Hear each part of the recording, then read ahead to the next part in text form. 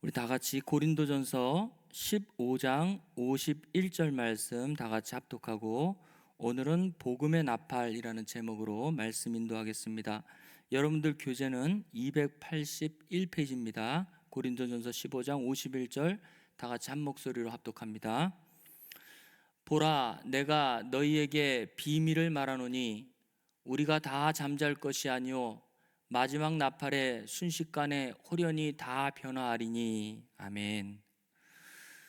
오늘 말씀의 제목을 복음의 나팔이라는 제목으로 말씀의 제목을 잡았습니다.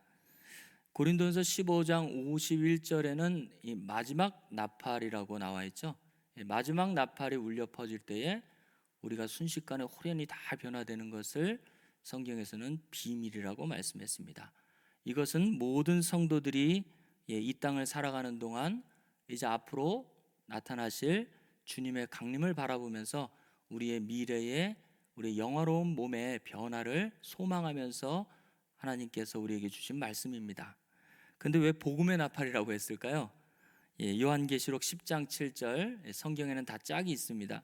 요한계시록 10장 7절에 보면 거기 보면 마지막 나팔이라고 하지 않고 여기는 일곱째 나팔이라고 얘기하죠. 일곱째 천사가 소리 내는 날 그 나팔을 불게 될 때에 하나님의 비밀이 그 종 선지자들에게 전하신 복음과 같이 이루리라 라고 말씀하고 있죠. 고린도전서 15장 51절에서는 마지막 나팔이라고 얘기했고 요한계시록 10장 7절에서는 일곱째 나팔이라고 얘기하고 있죠. 근데 똑같이 고린도전서 15장 51절에도 비밀을 말한다고 얘기했고 요한계시록 10장 7절에도 하나님의 비밀이 선지자들에게 전하신 복음과 같이 이루리라 라고 말씀하고 계시죠. 그래서 여기 나오는 이 복음과 같이 이루어지는 이것이 바로 고린도전서 15장 51절에 나와 있는 마지막 때 나팔이 울려 퍼질 때에 일어나는 변화의 현상을 계시록 10장 7절에서는 복음과 같이 이루리라 라고 말씀하고 있죠. 그래서 이 복음은 신약에만 나왔던 것이 아니고 모든 구약의 믿음의 선진들도 증거한 것이요 예수 그리스도께서 증거하신 것이요 마지막 때에도 성령께서 우리에게 증거하신 사건입니다. 그래서 고린도전서 15장 51절에는 모든 성도들이 일제히 주님의 강림하실 때에 우리의 몸의 변화, 우리가 예수 그리스도 안에 있지만 우리의 마지막 영화로운 몸의 변화, 아버지 하나님 나라에 갈 때 영화로운 몸의 변화의 다분히 미래적인 사건으로 얘기하고 있습니다. 그래서 제가 이 나팔이라는 것이 성경에 어떻게 쓰여졌나 하고 찾아봤더니 여기 분명히 나팔이라고 나와 있잖아요. 그렇죠? 나팔이 나와 있기 때문에 오늘은 복음의 나팔에 대해서 얘기를 해야 되기 때문에 나팔이라는 것이 성경에 어느 때에 울려 퍼졌는가에 대해서 간략하게 한번 정리를 한번 해봤습니다. 여기 앞에 보이나 모르겠어요. 여기 앞에 보면 이렇게 뿔이 보이죠? 이거를 히브리어로 쇼파르라고 하는데 이거는 양각 나팔입니다. 양각. 그러니까 양의 뿔인데요. 그 양의 뿔을 가운데를 파가지고 여기에 이제 구멍을 만들었어요. 그래가지고 이건 저는 못 부는데 많이 불어도 제가 안 되더라고요. 근데 히브리 사람들이나 아니면 지금 현재도 이걸 불 수 있는 사람들이 있더라고요. 그래서 이걸 어떻게 불면 소리가 뿌하고 나요 정말. 그래서 이게 양각 나팔입니다. 실제로 실존하고 있는 양각 나팔입니다. 이거 쇼파르라고 얘기하는데 이 나팔이 구약에서는 어느 때에 불려졌는가라는 것들을 우리가 찾아보면서 고린도전서 15장 51절에 이 마지막 나팔이 울려 퍼지는 이 사건을 우리 같이 계속 연결해서 말씀을 증거하겠습니다. 구약의 쇼파르라는 이 양각 나팔은 첫 번째로 국가의 대사, 국가에 큰 일이 있을 때, 특별히 왕의 대관식, 왕이 취임했을 때 이 나팔을 백성에게 불어서 선포를 하는 용도로 쓰여진 것으로 성경은 얘기하고 있습니다. 두 번째는 7월 1일 나팔절에 이 쇼파르 나팔을 불어서 제사와 성회로 모이는 용도로, 그러니까 알림의 용도죠. 나팔을 불러서 백성들에게 7월 1일 나팔절이라는 것을 알리기 위해서 그리고 제사와 성회, 거룩한 모임을 갖게 하기 위해서 이 나팔을 불었다고 합니다. 우리 어렸을 때도 요즘에는 그런 것이 교회에서 그것을 하면 이제 경찰에서 그걸 잡아가는데, 옛날에는 저도 어렸을 때 보면 교회마다 종이 있었죠. 종을 땡땡땡 주일날 아침에 치면 그게 왜 그렇게 좋았는지. 그러다가 이제 조금 지나니까 차인배를 막 틀죠. 교회에서 주일날 아침 8시나 7시쯤 되면 성가를 찬송가를 차인벨로 쫙 울려 퍼져요. 그러면 그 아침에 그것을 들으면 괜히 막 그냥 신앙심이 생기고 교회 가야 되겠다는 그런 마음이 생겼어요. 저는 어렸을 때. 그렇게 알리는 거예요. 오늘 예배 시간이다. 그리고 7월 1일 나팔절이다. 그리고 거룩한 회로 모일 것이다. 그리고 제사를 드려야 된다 하면서 이 쇼파르 나팔을 이 7월 1일 때에 구약에서는 불었습니다. 이것은 알림의 목적이었습니다. 또 세 번째는 번제물을 바치는 동안에는 은나팔을 불었어요. 그것은 하나님께 자기의 죄를 자복하고 하나님 앞에 나를 기억해 달라고 하는 기억의 의미로서 하나님 앞에 부른 겁니다. 하나님 앞에. 그러니까 백성에게 부을 때도 있고 하나님께 부을 때도 있고, 그렇게 해서 구약에는 이러한 나팔의 용도가 은나팔도 불었고 양각나팔도 불었고, 그런 재료에 맞춰서 또 어떤 목적에 맞춰서 나팔을 불었던 것을 알 수 있습니다.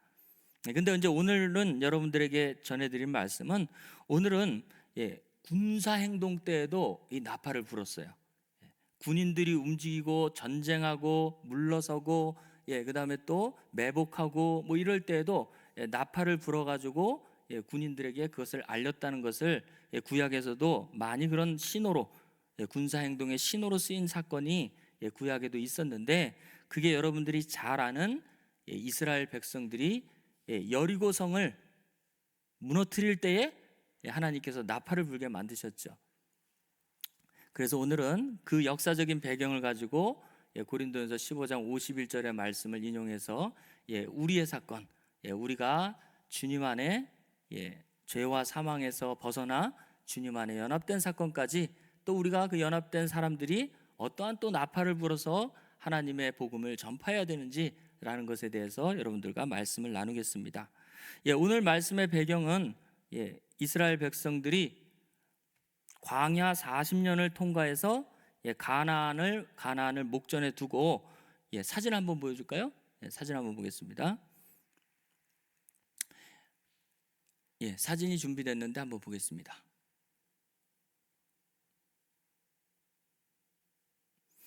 자, 이제 조금 이따가 사진을 띄워주실 거고요. 이스라엘 백성들이 여기 나오죠. 이스라엘 백성들이 광야 40년을 통과해서 이제 약속의 땅 가나안으로 이제 진입을 합니다. 그때 법궤 앞에 제사장들이 법궤를 메고 요단강을 건너죠. 요단강을 건너자마자 이제 가나안 땅에 들어가게 되는데, 그 가나안을 목전에 두고 요단강을 건너서 길갈이라는 곳을 지나서 이제 여리고성 앞에 있을 때의 배경입니다. 그래서 여기 지도에 보면 요단강이 보이고요. 여기 길게 강줄기가 보이죠. 그 다음에 길갈이라는 지역이 있습니다. 그 포인터로 이렇게 한번 표시해 주시겠어요? 요단강이 있고 길갈이라는 길갈이 이 지역이고요. 그 다음에 여리고라는 지역이 있어요. 그 밑에 있죠. 길갈 밑에 여리고라는 지역. 여기 거기가 이제 가나안 땅에 제일 먼저 이스라엘 백성들이 가나안 땅을 들어갈 때 이 성을 통과해야 됩니다. 그래서 이스라엘 백성들은요, 애굽에서 출발할 때에는 노예 신분, 종의 신분이었어요. 애굽 사람들의 종의 신분으로 400년 동안 살았는데, 하나님께서는 그들을 종으로 부르지 않고 하나님께서는 군대로 불렀어요. 처음부터 400년 동안 종살이했던 이스라엘 백성들을 하나님께서는 군대로 불렀다고 성경은 얘기하고 있습니다. 출애굽기 12장 41절 말씀 보겠습니다. 출애굽기 12장 41절.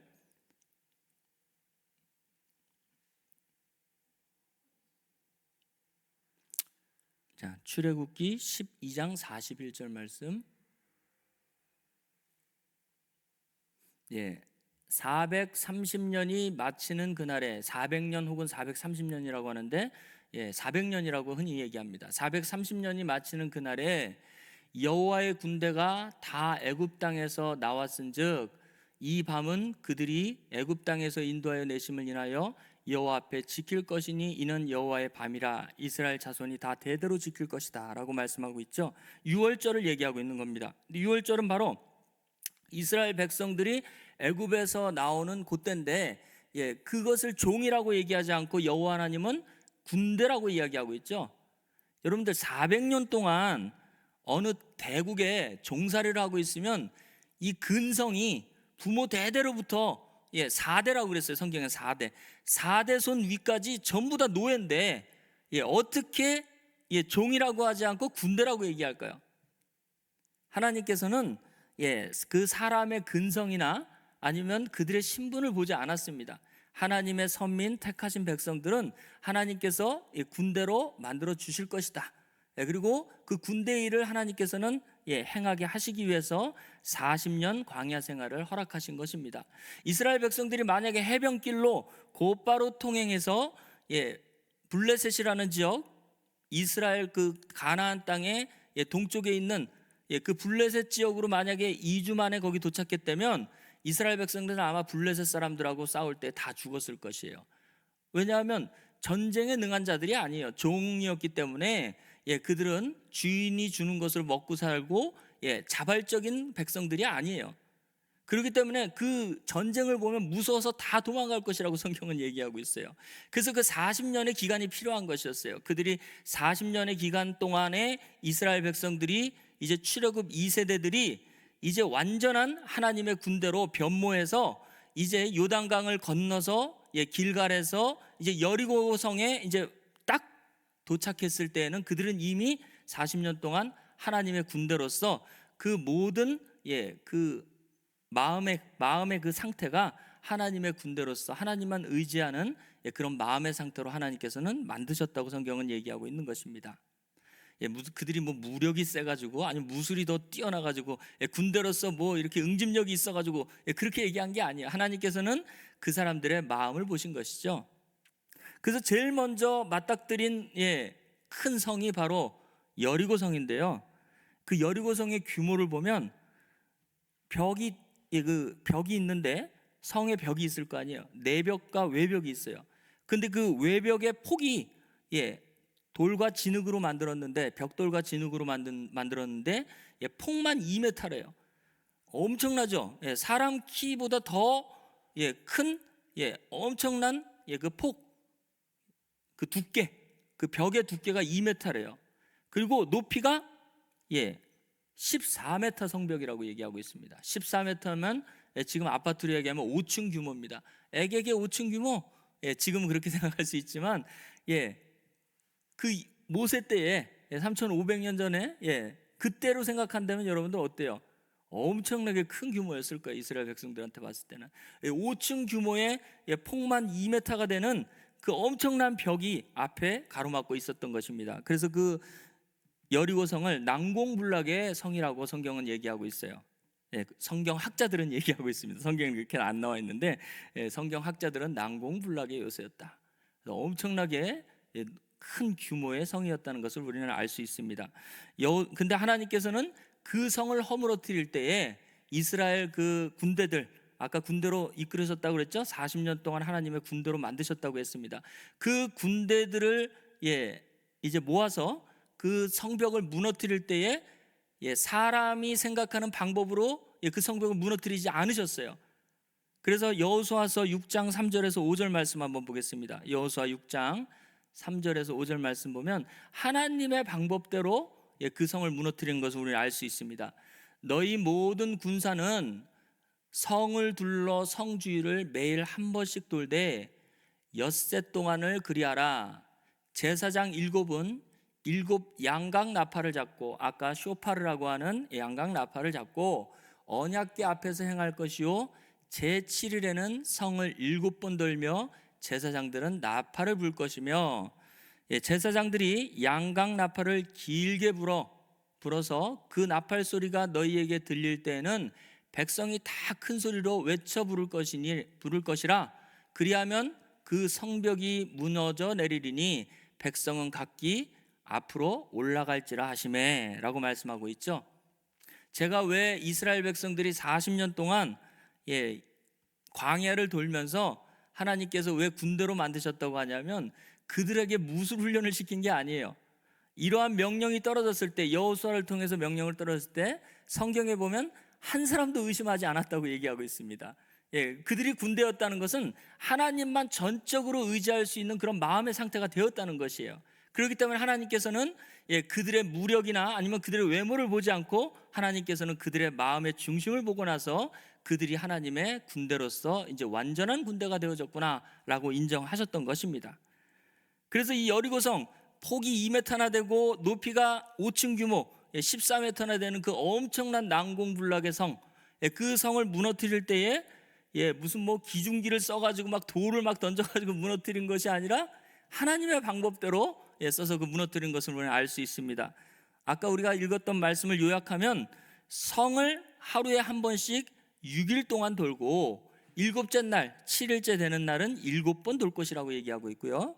그리고 6일 동안 돌 때에는 백성들은 침묵하고 있고 제사장들은 언약궤 앞에서 나팔을 불고 하루에 한 번씩 나팔을 불고 백성들은 침묵하고 그렇게 하루에 한 번씩 돌다가 마지막 7일째 되는 날 일곱째 날이 될 때에는 7번 돌고 제사장들이 나팔을 불고 백성들이 소리를 외칠 때 어떤 일이 일어났어요? 그 여리고성, 견고한 성, 난공불락의 여리고성이 무너진 것으로 성경은 얘기하고 있습니다. 그래서 어떻게 그런 일이 일어날 수 있어? 사람의 생각으로는 그럴 수 있지만 성경의 기록은 진리예요. 그렇죠? 하나님의 방법대로 하나님께서 그 성을 무너뜨렸다는 것이 요점입니다. 그리고 모든 거기 백성들이 하나도 의심하지 않았다는 것이 엄청난 하나님의 능력이에요.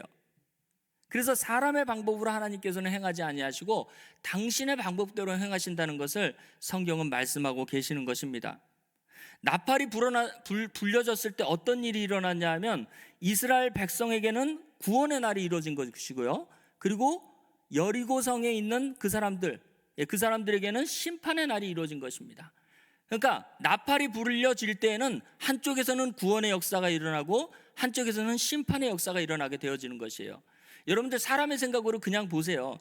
만약에 일곱째 날에 7번 돌고 백성이 소리를 지르고 그 다음에 제사장들이 나팔을 불었는데 만약에 아무 일도 안 일어나 봐요. 그러면 이스라엘 백성들 아마 전멸했을 거예요. 위에서 화살을 쏘고 난리가 났을 거예요. 그러면 꼼짝없이 죽었을 거예요. 그러나 하나님의 말씀을 의지해서 그렇게 했을 때에 여리고 성벽이 무너지고 이스라엘의 모든 백성들은 약속의 땅 가나안으로 입성하게 되어질 것을 성경은 얘기하고 있습니다. 이 모든 것이 하나님께서는 이미 400년 전에 아브라함에게 했던 언약을 이루시기 위해서 이러한 모든 것들을 하나님께서는 행하신 것으로 성경은 얘기하고 있습니다. 창세기 15장 16절 말씀 보겠습니다. 창세기 15장 16절에 보면 아브라함과의 약속입니다. 아브라함을 하늘의 무별들을 보게 하고 내 자손 이와 같이 많으리라 하시고 이렇게 얘기하고 있죠. 내 자손 이스라엘 백성은 4대 만에 이 땅으로 돌아오리니, 이 땅은 바로 가나안 땅입니다. 아브라함이 있는 이 가나안 땅으로 돌아오리니 이는 아모리 족속의 죄악이 아직 관영치 아니함이니라 하시더니, 그렇게 하면서 뒤에 보면 7부족에 대한 내용도 같이 나오고 있어요. 그래서 하나님께서는 이 가나안 족속을 멸하실 때에도, 7부족을 정리하실 때에도 그들의 죄악이 관영치 않을 때는 멸망하지 않아요. 그러나 그들의 죄악이 관영했을 때 하나님께서는 심판을 내리시는 것이죠. 그래서 하나님은 공의로우시다는 것이 바로 여기에 나와 있는 것입니다.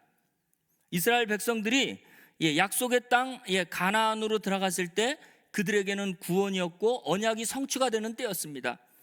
그러나 반대로 여리고성에 있는 사람들한테는 대재앙이었죠. 심판의 날입니다. 여호수아서 6장 24절부터 25절 말씀 보겠습니다. 여호수아서 6장 24절 25절 말씀 보겠습니다. 6장 24절 25절. 무리가 불로 성읍과 그 가운데 있는 모든 것을 불사르고 은금 동철 기구는 여호와의 집 곳간에 두었더라. 여호수아가 기생 라합과 그 아비의 가족과 그에게 속한 모든 것을 살리셨으므로 그가 오늘날까지 이스라엘 중에 거하였으니 이는 여호수아가 여리고를 탐지하려 보낸 사자를 숨겼음이더라. 여기 이제 위에 보면 하나님께서 진멸하라고 그랬어요. 남녀노소를 분문하고 다 진멸하라고 얘기하고 있습니다. 그리고 불태워서 다 죽여버렸죠. 그래서 여러분들 성을 불태웠다고 얘기하니까 어떤 사람은 성벽만 무너뜨리는 걸로 알고 있어요. 그게 아니고 여러분들 수원성 같은 데도 보면 수원 성곽이 있고 그 성곽 안에는 마을들이 있어요. 그 마을에 있는 모든 집들을 다 불살라버리고 그 안에 있는 모든 남녀노소 그다음에 그 가축들까지 다 죽였다는 것을 성경은 얘기하고 있습니다. 그들이 죄악이 관영할 때 그들에게 심판이 내려진 것이죠. 그래서 그들의 죄악이 관영했을 때 하나님께서는 그러한 역사를 하셨던 것입니다. 그들에게 기회를 안 줬을까요? 기회를 줬죠. 거기 기생 라합과 그 가족들을 살리셨다는 것은 하나님께서 이스라엘 백성들이 이미 여리고성 앞에 목전에 왔다는 것을 모든 사람들로 알게 했습니다. 그때 투항하지 않고 끝까지 이스라엘 백성들과 싸웠던 결과가 그들은 종말을 맞이했던 것으로 성경은 얘기하고 있습니다. 그래서 이것을 오늘날로 적용하면 하나님께서는 악이라는 것은 머리 한 털만큼도 남기지 않으셨다는 것을 얘기하고 있는 것입니다. 어이구 저렇게 많이 죽였었어. 하나님께서는 아주 무서운 분이야.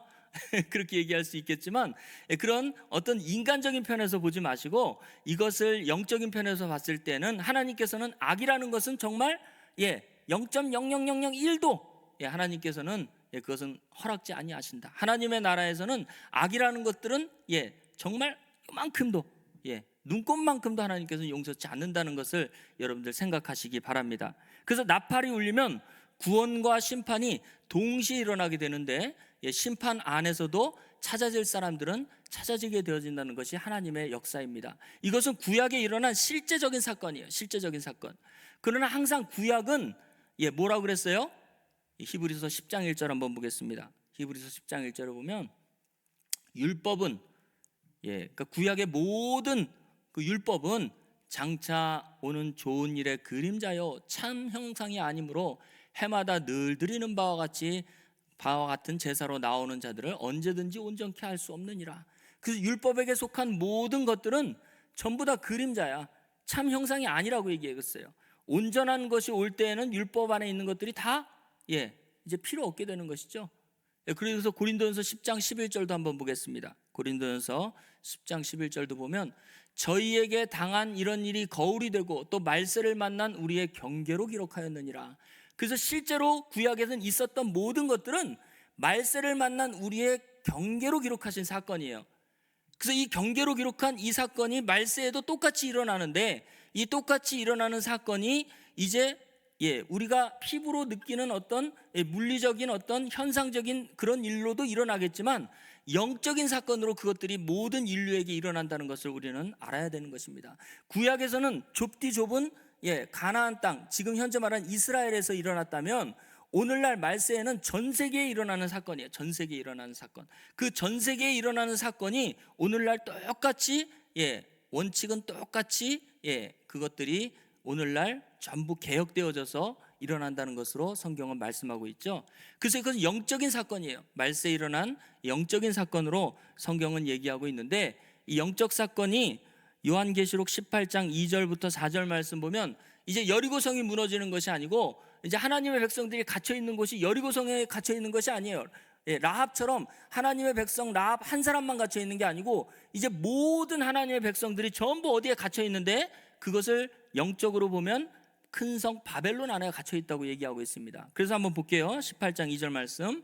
힘센 음성으로 외쳐가로되 무너졌도다 무너졌도다 큰 성 바벨론이여 귀신의 처소와 각종 더러운 영에 모이는 곳과 각종 더럽고 가증한 새에 모이는 곳이 되었도다. 그 음행의 진노의 포도주를 인하여 만국이 무너졌으며 또 땅의 왕들이 그로 더불어 음행하였으며 땅의 상고들도 그 사치의 세력을 인하여 치부하였도다 하더라. 또 내가 들으니 하늘로부터 다른 음성이 나서 가로되 내 백성아 거기서 나와 그 죄에 참여하지 말고 그에 받을 재앙들을 받지 말아라 그렇게 얘기하고 있습니다. 마지막 때에는 하나님의 백성들이 전부 어디에 들어가 있어요? 큰 성 바벨론 안에 들어가 있어요. 구약에도 진짜 이스라엘 백성들이 바벨론 포로로 잡혀갔던 그 70년의 세월이 있었는데, 이제는 전 세계 지구상에 있는 모든 하나님의 백성들이 어디에 잡혀가 있어요? 그렇죠. 큰 성 바벨론이라는 곳에 잡혀서 거기에서 종살이 노릇하고 거기에서 죽임을 당하고 있는 때가 올 것이다. 지금도 현재 그러한 때죠.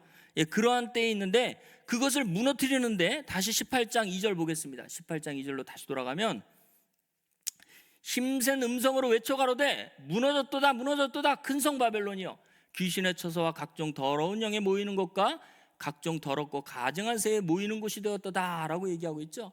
그래서 힘센 음성이 외치니까 어떻게 돼요? 무너지게 되어지죠. 여리고성을 무너뜨릴 때에도 백성들이 함성을 지르니까 여리고성이 무너졌고, 바벨론 성도 힘센 음성이 외쳐지니까 무너졌고.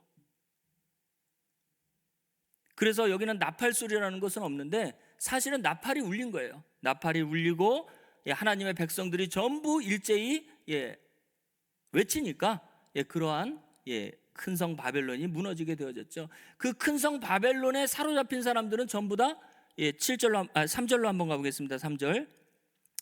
어디에 취해 있는 사람이요? 그 음행의 진노의 포도주로 인하여 만국이 무너졌다 그렇게 얘기하고 있죠. 그래서 음행의 진노의 포도주에 젖어 있는 사람들이에요, 전부 다.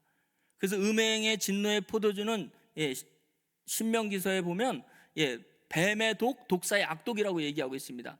첫사람 아담 이후에 모든 사람들 안에 죄와 사망이라는 것으로 인하여서 그 속에 포도주, 독주가 그 속에 자리 잡고 있다고 성경은 얘기하고 있어요. 그래서 모든 사람들이 진노의 포도주 때문에 전부 다 어디에 들어가 있어요?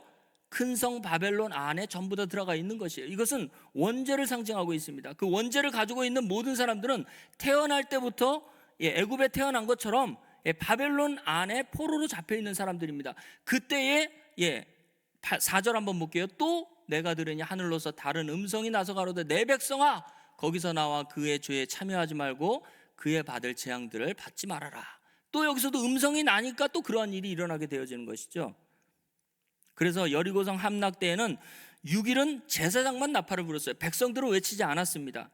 그때 이제 7일째가 되어졌을 때 나팔과 함께 백성들의 큰 소리가 있어서 그 여리고성이 무너졌던 것입니다. 마찬가지로 2000년 전에는 하나님 나라의 그 복음의 나팔을 누구만 불었어요? 예수님 홀로 불었어요. 홀로. 그래서 예수님을 여러분들 잘 아시지만 히브리서 3장 1절 말씀 보겠습니다. 예수님은 유다 지파지만 성경에서는 예수님을 뭐로 얘기하고 있어요? 어느 지파 제사장으로 얘기하고 있어요? 그러므로 함께 하늘의 부르심을 입은 거룩한 형제들아 우리의 믿는 도리의 사도시며 대제사장이신 예수를 깊이 생각하라. 2000년 전에는 예수님 혼자 불었던 그 복음의 나팔, 아까도 여리고성을 무너뜨릴 때에 백성들은 가만히 있고 6일 동안 제사장만 나팔을 불었죠. 마치 2000년 전에 예수님이 이 땅에 오셔서 회개하라 천국이 가까이 왔다 이렇게 외치는 것은 예수님만 외쳤어요.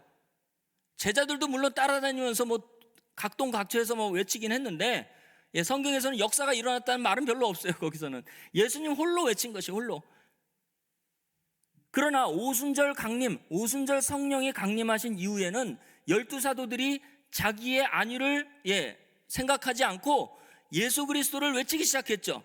모든 백성들이 이제 외치기 시작한 거예요. 그래서 12사도를 비롯해서 오순절 다락방에 모인 120여 문도와 그 다음에 하루에 3,000명씩 전도가 되어지고 500여 형제들이 또 바울을 통해서 전 세계에 하나님의 이 복음의 나팔이 울려 퍼지게 되어졌던 것입니다. 그래서 그러한 복음의 나팔이 울려 퍼졌을 때 여리고성, 바벨론성은 무너지게 되어지는 것입니다. 그래서 여러분들을 오늘날은 베드로전서 2장 9절에 보면 여러분들도 오늘날 나팔을 불 자격이 있어요. 오직 너희는 택하신 족속이요 왕같은 제사장들이요 거룩한 나라요 그의 소유된 백성이니 이는 너희를 어두운 데서 불러내어 그의 기이한 빛에 들어가게 하신 자의 아름다운 덕을 선전하게 하려 하십니다. 선전은 뭘로 해요? 말로 하잖아요. 말로. 그렇죠? 나팔을 부는 거예요. 왕같은 제사장이 되어져서 주님과 함께 나팔을 불게 되어질 때 여리고성은 무너지고 또 영적으로 큰 성 바벨론은 무너지게 되어지는 것입니다. 큰 성 바벨론 안에는 뭐가 있어요? 아까도 얘기했지만 포도주에 취한 자들, 뱀의 독, 독사의 악독이 그 속에 가득해 있는 원죄로 인하여서 죽을 수밖에 없는 자들이 거기서 빠져나오게 되는 역사가 일어나게 되어지는 것입니다. 여호수아 때에는 라합과 그 가족이 구원을 받았다면 새 언약 때에는 바벨론 성에 있던 모든 하나님의 백성들이 탈출하는 대탈출의 역사가 일어나게 되어지는 것입니다. 그래서 성경에서는 나팔을 사전에서 보면 이러한 물리적인 나팔도 나팔이에요. 근데 나팔에 나오는 그 소리도 나팔이라고 나오더라고요. 당연히 맞죠? 이런 물질도 나팔이지만 나팔에서 나오는 소리도 나팔이라고 얘기합니다.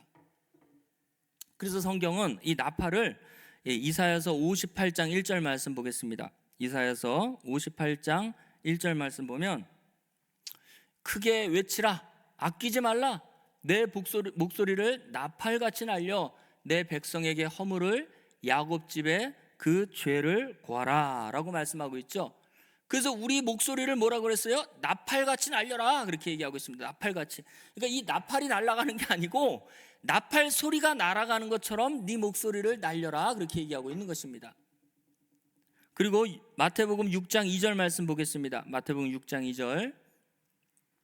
그러므로 구제할 때에 외식하는 자가 사람에게 영광을 얻으려고 회당과 거리에서 하는 것 같이 너희 앞에 나팔을 불지 말아라. 진실로 너희에게 이르노니 저희는 자기 상을 이미 받았느니라. 외식하는 자들이 실제로 그 당시의 풍습에 어떤 구제를 할 때 진짜 나팔을 불었대요. 나팔을 불고 그들이 구제를 하고 선한 일을 했대요. 왜? 다른 사람이 봐야 되니까, 자기가 하는 일을 봐야 되니까. 근데 여기서 나오는 이 나팔을 불지 말라는 것은 이걸 불지 말라는 게 아니고 말로 떠들지 말아라, 그런 얘기예요. 외식하려면 말로 떠들어야 되잖아요. 그래서 그것을 나팔을 불지 말아라 라고 성경학자들은 얘기하고 있습니다. 그래서 나팔을 불지 말라는 건 말을 하지 말아라. 그렇죠. 하나님 앞에서 너희의 하는 모든 일을 외식하지 말아라, 그렇게 얘기하고 있는 것입니다. 하나 더 찾아볼게요. 요한계시록 1장 10절 말씀 보겠습니다. 요한계시록 1장 10절. 주의 날에 내가 성령에 감동하여 내 뒤에서 나는 나팔 소리 같은 큰 음성을 들으니, 그래서 예수님의 음성이 뭐 같이 들렸어요? 나팔 소리 같은 큰 음성이다 라고 얘기하고 있죠. 그래서 나팔 소리는 바로 주님의 큰 음성을 사도 요한은 나팔 소리 같이 들었다, 그렇게 얘기하고 있는 것입니다. 그래서 이 새 언약에서의 나팔은 이 복음의 나팔이에요. 복음의 나팔. 뚜뚜빠빠 하는 이런 나팔도 물론 있어요. 그러나 이것은 하나님의 그 음성, 하나님께서 성령에 감동한 자들을 통하여서 들리게 하는 그 음성이 바로 나팔 소리 같은 음성이다 라고 얘기하고 있는 것입니다. 그래서 다시 보겠습니다. 고린도전서 15장 51절 말씀 다시 보겠습니다. 그럼 이러한 배경을 가지고 다시 고린도전서 15장 51절 보겠습니다. 보라, 내가 너희에게 비밀을 말하노니. 자, 비밀을 말하는데 뭘로 말해요? 우리가 다 잠잘 것이 아니오 마지막 나팔에 순식간에 다 변화하리니. 그래서 마지막 나팔은 천사가 울리는 그 나팔 소리인데 그것은 큰 음성이란 말이에요. 큰 음성. 엄청나게 큰 음성. 나팔 소리가 울리면 큰 음성이 들리잖아요. 그렇죠. 성령에 감동한 사람만 들을 수 있는 거예요. 그러한 엄청난 큰 음성, 주님의 음성이 들려졌을 때 어떤 일이 일어나요? 비밀이 이제 성취가 되어지는 것이죠. 그래서 나팔 소리가 나며 죽은 자들이 썩지 아니할 것으로 다시 살고 우리도 변화하리라 라고 말씀하고 계시는 것입니다. 이것을 요한계시록 10장 7절 말씀, 이 부활 사건으로 얘기하고 있는데 요한계시록 10장 7절 말씀 보겠습니다. 일곱째 천사가 소리를 내는 날 그 나팔을 불게 될 때에 하나님의 비밀이 그 종 선지자들에게 전하신 복음과 같이 이루리라. 여기는 복음이라는 말이 정확히 써져 있죠. 복된 소리, 나팔 같은 큰 음성은 복된 소리인데 그 복된 소리가 울려 퍼졌을 때에 부활의 영광이 만들어지게 되어지는 것이에요. 부활의 그 역사가 만들어지게 되어지는 것입니다. 그래서 요한계시록 11장 15절 말씀 보겠습니다. 요한계시록 11장 15절. 일곱째 천사가 나팔을 불 때 하늘에 큰 음성들이 나서 가로되 세상 나라가 우리 주와 그 그리스도의 나라가 되어 그가 세세토록 왕노릇 하시리로다 라고 말씀하고 있습니다. 여기는 세세토록 왕노릇이라고 얘기하고 있죠. 그래서 여러분들 세세토록 왕노릇이 있고 1000년 동안 왕노릇이 있어요. 한번 찾아볼까요? 요한계시록 20장 6절. 헷갈릴까 봐 얘기하는 거예요. 요한계시록 20장 6절을 보면 여기는 세세토록 왕노릇이 있고 계시록 20장 6절. 자, 이 첫째 부활에 참여하는 자들은 복이 있고 거룩하도다. 둘째 사망이 그들을 다스리는 권세가 없고 도리어 그들이 하나님과 그리스도의 제사장이 되어 1000년 동안 그리스도와 더불어 왕노릇하리로다. 그래서 이 1000년의 기간은 복음 전파하는 기간이에요. 이것을 그냥 신학적으로 얘기하면 예수님의 초림부터 예수님의 재림까지의 기간이에요. 바로 지금 이 시기죠.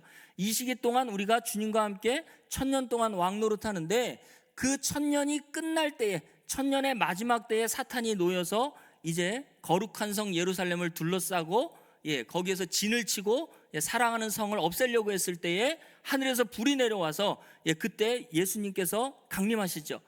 그때 이제 나팔 소리가 울려 퍼지는 거예요. 그래서 세세토록 왕노릇하리로다가 거기 나오는 것이에요. 다시 보겠습니다. 요한계시록 11장 15절 보겠습니다. 계시록 11장 15절 보면 1000년 동안 왕노릇 한다고 얘기하지 않고 여기 세세토록 왕노릇 한다고 얘기하고 있어요. 요한계시록 11장 15절.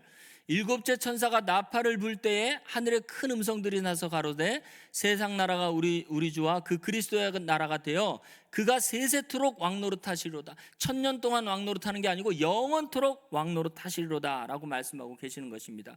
그래서 이 나팔 소리가 울려 퍼지면 하나님의 비밀이 성취가 되어지고 그 비밀은 바로 복음과 같이 이루어지는데 그렇게 이루어지는 그것은 그 사건의 내용은 과연 무엇이냐? 에베소서 3장 3절에서 6절 말씀 보겠습니다. 에베소서 3장 3절에서 6절. 자, 아까 선지자들에게도 말한 그 비밀이라고 얘기했어요. 곧 계시로 내게 비밀을 알게 하신 것은 내가 이미 대강 기록한 같으니 이것을 읽으면 그리스도의 비밀을 내가 깨달은 것을 너희가 알 수 있으리라. 이제 그의 거룩한 사도들과 선지자들에게 성령으로 나타내신 것 같이 다른 세대에서는 사람의 아들들에게는 알게 하지 않았어요. 성령에 감동한 자들에게만 알게 하셨어요. 그러면 그 비밀이 뭐냐? 나팔 소리가 울려 퍼지면 그 비밀이 성취가 되어지는데 그 비밀의 내용이 바로 6절이에요. 3장 6절. 자, 보세요. 이는 이방인들이 복음의 나팔을 통하여서 복음으로 말미암아 그리스도 안에서 함께 후사가 되고, 후사는 뭐예요? 상속자가 되어지는 것이죠. 그 다음에 함께 지체가 되고 한 몸이 되어지는 것이에요. 함께 약속에 참여하는 자가 되리라. 약속에 참여한다는 것은 영생을 소유한다는 것이에요. 영생을 소유한다는 거. 그러니까 언약의 결론은 영생이에요. 자, 요한일서 2장 25절 말씀 보겠습니다. 요한일서 2장 25절 보면 에판겔리온, 이 약속이라는 헬라어 단어의 완성은 뭐냐? 그가 우리에게 약속하신 약속이 이것이니 곧 영원한 생명이니라. 그래서 언약의 최종 결론은 영생을 얘기하는 거예요. 그래서 에베소 3장 6절 다시 돌아가면 그리스도 예수 안에서 함께 후사는 뭐예요? 후사는 상속자, 그 다음에 함께 지체, 한 몸이 되어지는 것이고, 그 다음 함께 약속에 참여하는 영생을 소유하는 그 자가 되어지는 것이 하나님의 나팔이 울려 퍼졌을 때의 비밀이 성취가 되어지는 것입니다. 그래서 여러분들은 하나님의 나팔을 여러분들은 불어야 돼요.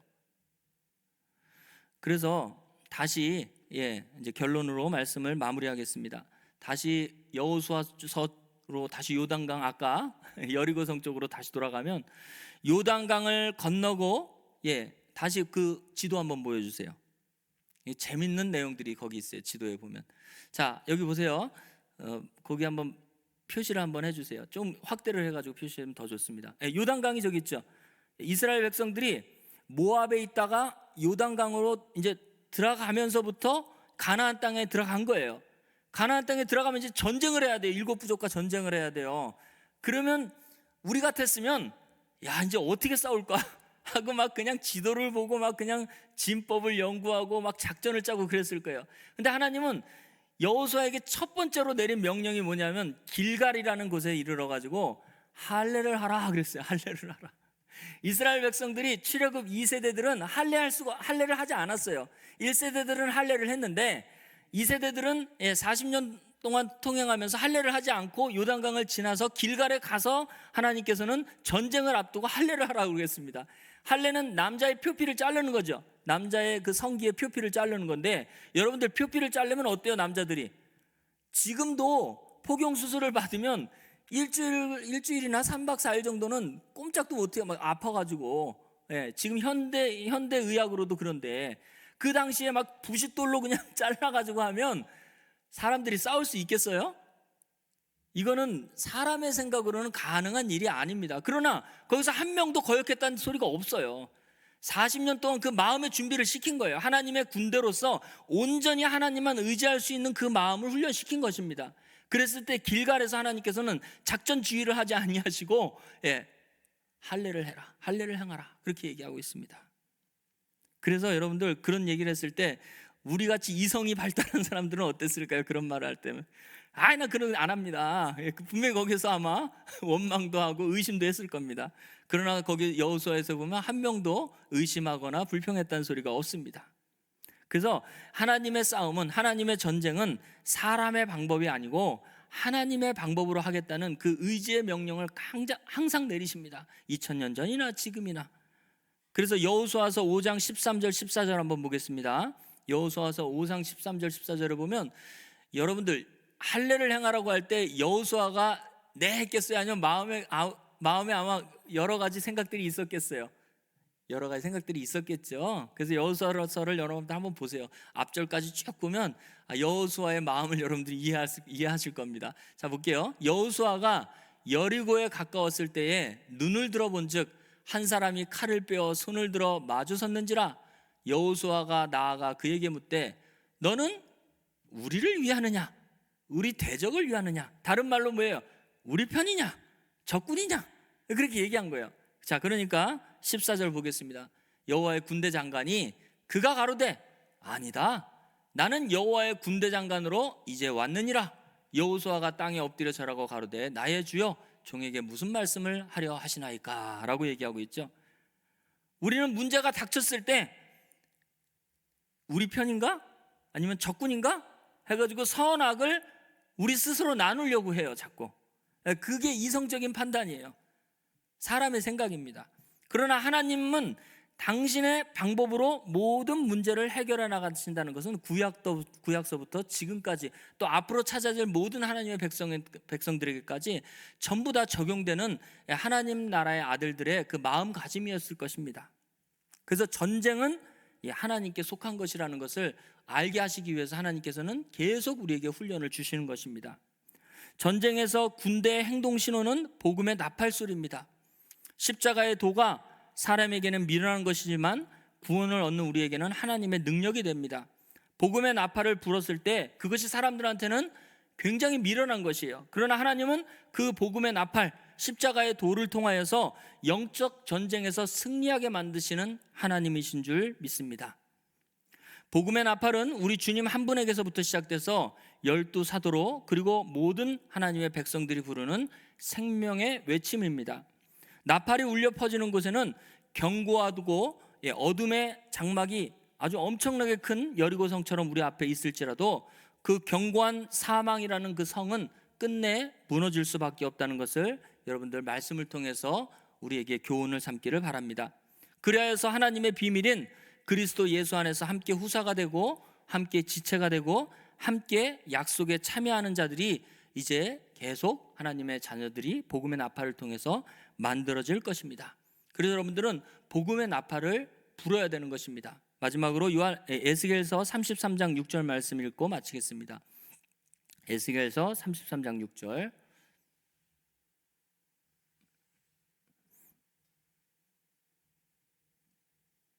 그러나 파수꾼이 칼이 임함을 보고도 나팔을 불지 아니하여 백성에게 경고치 아니하므로 그 중에 한 사람이 그 임하는 칼의 제함을 당하면 그는 자기 죄악 중에서 제함바 되려니와 그 죄를 내가 파수꾼의 손에서 찾으리라.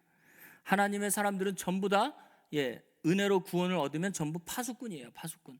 그 파수꾼은 높은 망대에서 적군이 오나 살피는 사람들이에요. 영적으로 깨어져 있는 사람들입니다. 그 사람들은 자기 지역에서 그 일을 감당해야 돼요. 뭘 통해서? 복음의 나팔을 불어야 되는 것이에요.